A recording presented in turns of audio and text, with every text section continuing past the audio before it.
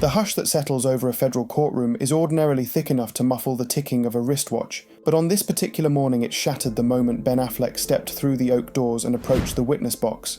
Reporters who had been half asleep instantly felt their adrenaline spike. Jurors stiffened. Even the judge's gavel paused mid-air.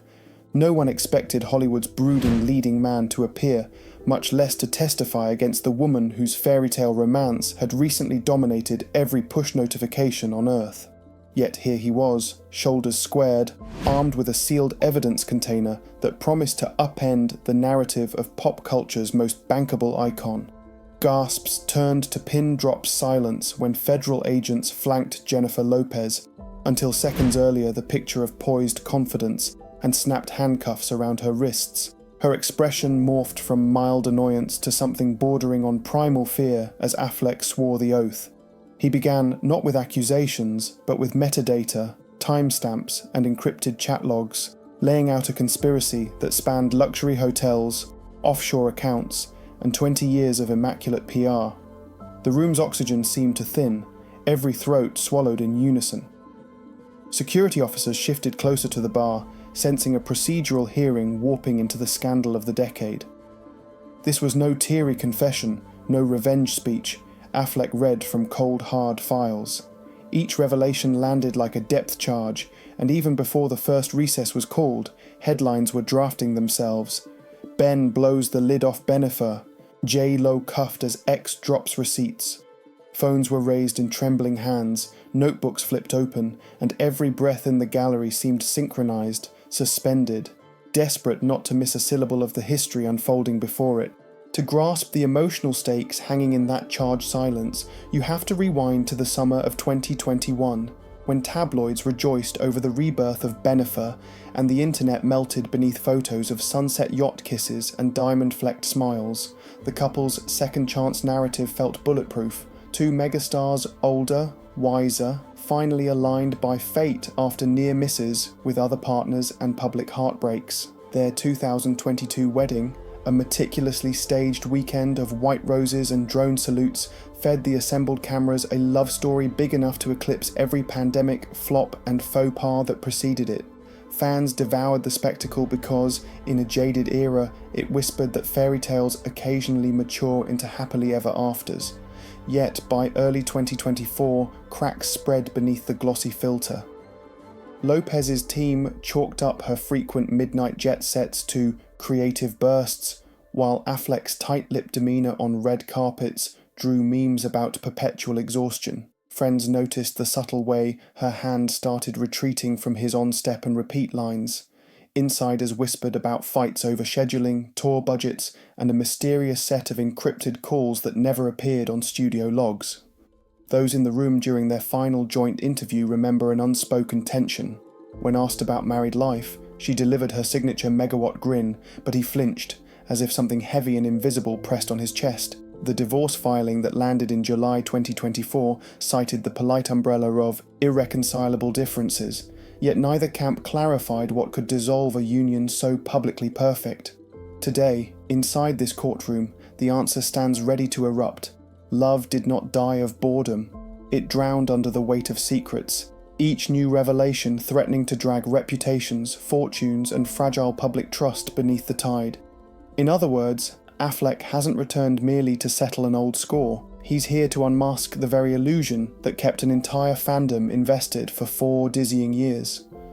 And if the world feels betrayed, imagine how he felt waking up alongside the myth, unable to reconcile the woman he adored with the alarm bells ringing in his gut. That internal dissonance becomes the fuse for everything that follows. The turning point arrived on an otherwise unremarkable Tuesday, while Lopez was ostensibly in Miami recording vocals that, according to her own engineer, never touched a studio microphone. Affleck, restless beneath insomnia and a gathering storm of suspicions, wandered into her private dressing closet searching for a missing watch and instead found a loose sliver of moulding. Curiosity pried it back to reveal a recessed cavity, no bigger than a carry-on, yet large enough to cradle a steel biometric safe. His thumbprint failed, but an old anniversary passcode, 072402, clicked the door ajar with the intimacy of a confession.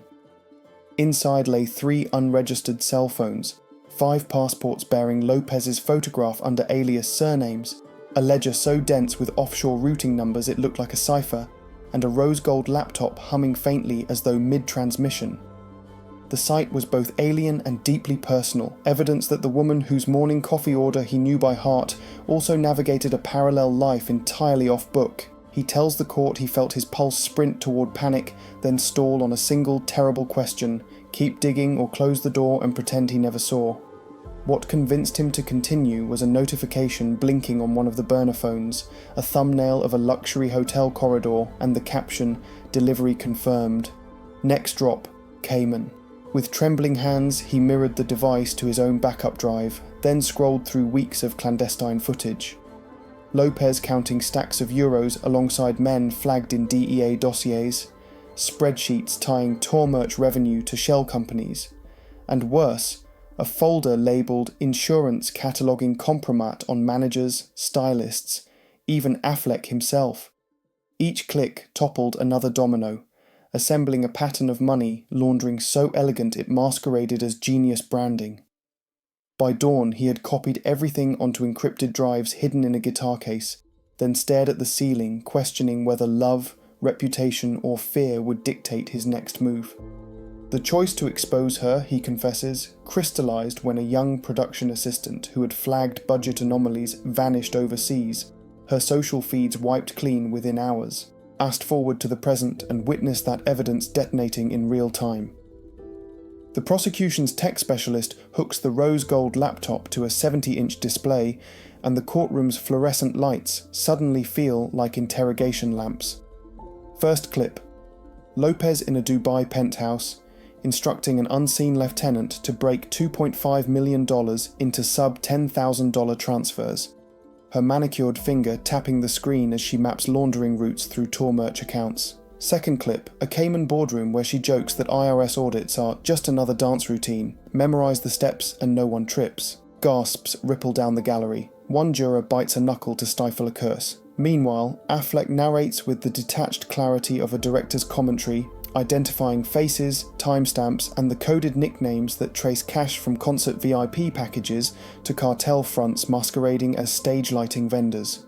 Lopez's legal team fires objection after objection, hearsay, prejudice, irrelevant, but the judge, eyes narrowed, overrules each one, citing the chain of custody Affleck has meticulously preserved. When the folder titled Insurance appears, the atmosphere turns funereal. Up flash stills of A-list agents in compromising poses, spreadsheets of hush money payouts, and PDFs of NDAs bearing signatures made under duress. The realization lands that Lopez didn't just hide money, she built a blackmail arsenal to guard it. The climax arrives with a silent security cam feed from June 9, 2024. The missing production assistant enters a cargo elevator and is never seen exiting. The timestamp aligns with the night Affleck confronted Lopez about late calls. A tremor of collective dread grips the room. This case is no longer about taxes but potential human trafficking. Finally, the prosecutor addresses the bench, voice steady but thin with urgency, requesting an immediate arrest warrant on charges of racketeering, money laundering, obstruction of justice, and possible kidnapping. The judge's gavel drops like a verdict from Olympus, and in that crack of sound, Jeniffer Lopez's empire collapses from untouchable superstardom to criminal code number. Even veteran reporters, seasoned by decades of scandals, exchange looks that say they may never witness a fall quite this spectacular again. Because the receipts here are not whispered allegations, but pixel-perfect proof, signed, time-stamped, undeniable. The transition from global icon to federal detainee happens in under 60 seconds, yet it unspools in agonizing slow motion for everyone watching. Lopez, ever the master of optics, initially straightens her blazer and lifts her chin as 2 agents approach, but the defiance fractures when she hears the metallic rattle of handcuffs. Her eyes, those famed camera-lit lenses of confidence, dart to Affleck, searching for some last-minute reprieve, some flash of the tenderness that once penned love letters and private vows. What she meets is a gaze not of vengeance but of weary resolve, a man who has traded romance for responsibility. "Ben, how could you?" she hisses, voice cracking on the second word. The gallery strains to catch his reply, barely audible. Because the truth was louder than my fear. In that instant, the courtroom becomes a psychological split screen. Lopez shrinking into shock, Affleck seeming to age 5 years, the audience torn between morbid fascination and genuine sorrow. The marshal reads her rights. She says nothing, but her shoulders quake as though each syllable adds a stone to her burden. Flashbulbs explode through the hallway windows when she's escorted out, coat thrown over her head too late to obscure mascara streaks. Inside, the judge calls a recess, yet no one leaves their seat. They're rooted by the magnitude of what has unfolded. Jurors dab tears, clerks avoid eye contact, and Affleck sinks onto a bench like a marathoner at the finish line. Spent, victorious, and haunted, every relationship in Hollywood is now recalibrated by that image of cuffed wrists, directors who owe favours, investors who banked on her brand, and protégés who modelled their hustle after hers. For Lopez, the walk to the waiting black SUV lasts less than a minute, but each footstep echoes her empire's unravelling, a sound that will haunt red carpets and streaming playlists for years. Across social media, live stream comment sections ignite in real time. Emojis of broken hearts, sirens, and astonished faces flood feeds faster than moderators can filter. A generation that choreographed TikTok routines to her hits now watches its idol disappear behind tinted glass, grappling with the brutal speed at which trust morphs into disbelief. If the courtroom is ground zero, the aftershocks reverberate through Hollywood with the ferocity of an 8.0 quake. Within an hour, major studios convene emergency Zoom calls to freeze projects bearing Lopez's name, biopic, tour documentary, a streaming monster deal rumoured to outrank her entire discography. Stock in her beauty and fragrance conglomerate plunges 47% before the bell. Investors scramble to dump shares in a frenzy dubbed Glowgate by finance blogs. Publicists issue terse statements of disappointment while quietly combing their client rosters for any peripheral association that might taint Oscars campaigns. Meanwhile, playlists on top platforms auto-shuffle her tracks out of rotation, an algorithmic distancing that signals corporate self-preservation. The dominoes keep falling, brand endorsements vanish, stadium dates go dark, fashion houses pull archived looks from window displays. On Twitter, now rebranded X but forever the digital town square, hashtags the Justice for Jen and Believe Ben duel hourly, each side armed with screenshot evidence and moral outrage. Fans dissect body language clips from past interviews, pointing to every eyebrow twitch as proof she was lying all along. Opponents sling accusations that Affleck timed his revelation to coincide with awards season bids. In the middle, bewildered casual observers swap favourite memories, a halftime show, a rom-com catchphrase, as though eulogising a figure newly deceased. Entertainment lawyers flood cable news predicting cascading civil suits from promoters, sponsors and employees blindsided by criminal fallout. One analyst compares the liability exposure to the Enron collapse only with paparazzi drones instead of investor presentations. By evening, Lopez's Instagram, a feed once curated with surgical glamour, erupts with millions of comments, forcing her team to disable replies. The vacuum only fuels speculation, spawned in real time by YouTubers uploading frame-by-frame breakdowns of the evidence, their AdSense revenue spiking along with the scandal. Even late-night hosts tread carefully, punching jokes into teleprompters, then deleting them, uncertain whether the story is still comedy or tragedy in motion. All the while, insiders whisper about a widening federal dragnet. Choreographers, tour accountants, even a beloved vocal coach receive subpoenas, reminding everyone that collateral damage rarely respects fame. By nightfall, one truth is clear. The industry that once crowned Lopez a queen now scurries to prove it never served in her court. Yet amid the chaos, commentators pivot from voyeuristic shock to an uneasy reckoning. What does Affleck's stand actually signify? Morning shows cast him alternately as whistle-blowing hero or scorned ex exploiting the stage for redemption arcs. Op-eds weigh whether courage counts less when delivered by the privileged or more when aimed upward at equally powerful forces. Affleck himself offers no further statements, retreating to a quiet rental in upstate New York, but the vacuum births countless narratives, some painting him as a martyr who sacrificed future roles for moral clarity, others suggesting he struck a plea bargain to shield undisclosed complicity. The larger question, though, eclipses personal motives.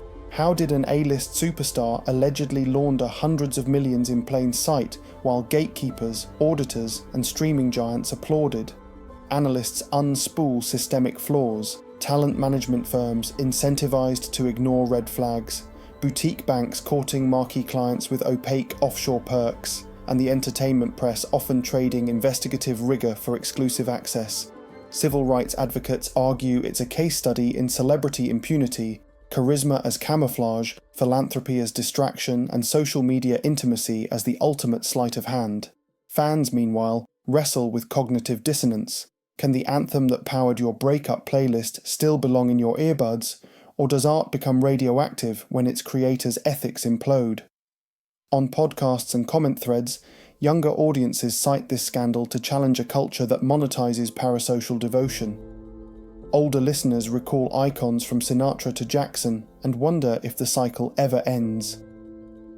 Scholars predict the Lopez effect could accelerate calls for stricter financial transparency among influential creatives, mandatory disclosures, independent audits, corporate governance reforms once dismissed as buzzkill, but now framed as moral necessity. In short, Affleck's testimony cracks open more than a lavish vault of dirty money. It pries at the very hinges of how society conflates talent with virtue, reminding us that applause is not an alibi and fame, unchecked, can metastasize into a weapon.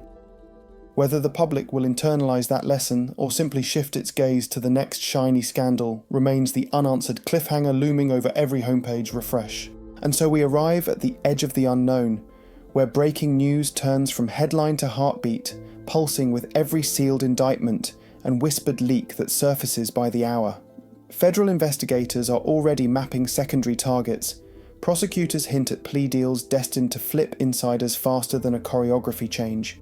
If Lopez's empire collapses in court, the aftershocks could rewrite endorsement clauses, tour insurance models, and even how streaming royalties are vetted. This is not just celebrity gossip, it's a cultural referendum unfolding in real time, and you're standing at the front row of a trial that may redraw the skyline of modern fame. Make no mistake, the next revelations could land at any moment, and when they do, the first place you'll hear them is right here. So hit that subscribe button, smash the notification bell like it owes you royalties, and keep your timeline primed, because tomorrow's evidence dump might expose a Grammy-winning producer, a legacy venue, or a beloved brand touring your city next month. Stay with us, share this video with friends still clinging to the old mythos, and prepare for twists that screenwriters would reject as too far-fetched, until reality proved them timid. The Jeniffer Lopez you thought you knew has already vanished behind a steel door and a case number, but the wider conspiracy is just beginning to surface, and every like, comment, and share ensures these truths reach eyes immune to PR spin.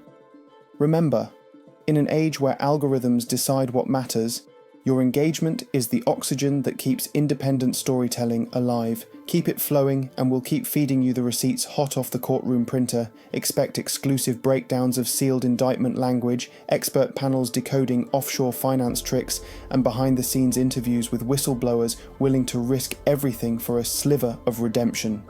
We'll dissect how one chart-topping single-funded 8 dummy LLCs map the paper trail from merch table cash to Caribbean shell banks, and reveal how a single misplaced decimal alerted a junior accountant and set this avalanche in motion. Buckle up. By staying tuned, you're not just consuming a story, you're part of the citizen jury deciding whether glitter can ever again blind us to the fingerprints smudged beneath.